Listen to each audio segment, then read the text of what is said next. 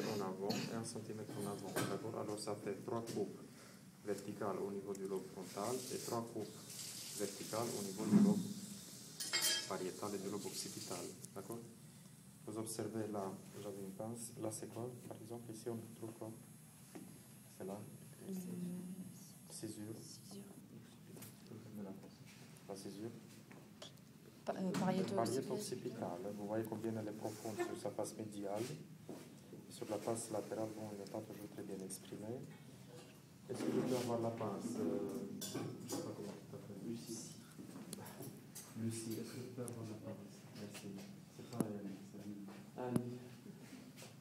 Je peux continuer, j'en ai déjà. Quel est ton nom? Pierre. Oh là là, c'est le quatrième. Tout le monde s'appelle Pierre ici. Écoute, c'est pas grave, c'est facile à retenir. Hein. Déjà, ça tombe bien, parce que dès qu'il y a quelqu'un Pierre. J'ai quand même une chance de... Voilà. Pierre, lequel? Là, vous voyez la césure calcarine. C'est césure calcarine. Vous le voyez.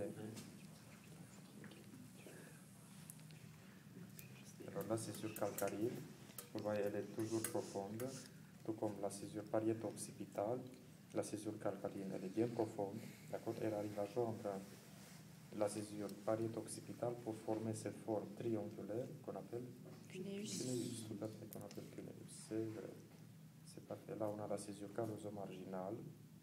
Vous voyez son segment vertical, le sillon sous-pariétal, d'accord? Entre ce segment vertical, sillon sous-pariétal et césure pariéto-occipitale, on a le pré-cuneus. Au devant, on retrouve quoi?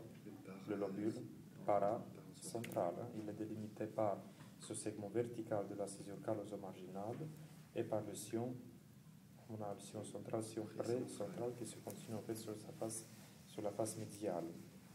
Là, sur la face inférieure, on a le sillon olfactif qui loge le bulbe olfactif et le tractus olfactif et qui va délimiter le gyrus droit, le gyrus orbitaire avec les sillons orbitaires qui vont former cette forme. Bon, il faut avoir un peu d'imagination quand même de H, et qui va délimiter le gyrus orbitaire, antérieur, postérieur, latéral, médial. Sur la face inférieure du lobe temporal, là vous voyez le sillon temporo-occipital médial, temporo-occipital latéral, le prolongement du sillon temporal inférieur sur sa face médiale. Vous voyez un sillon supplémentaire qui le sous-divise.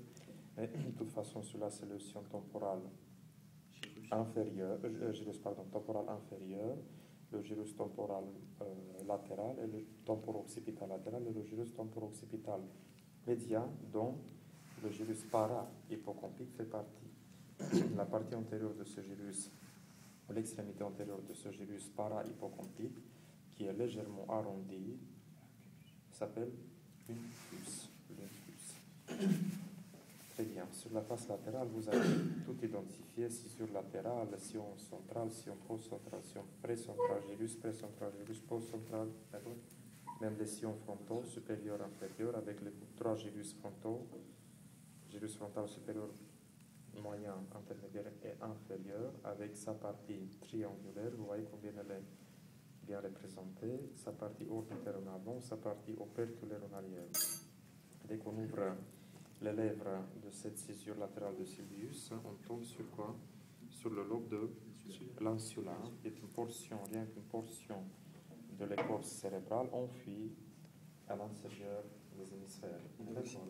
Le lobe de l'insula. Dedans, il y a l'artère cérébrale antérieure, c'est ça? Moyenne. Hein? Tu vois, cette artère. L'artère cérébrale moyenne. Très bien, je te remercie, Lucie.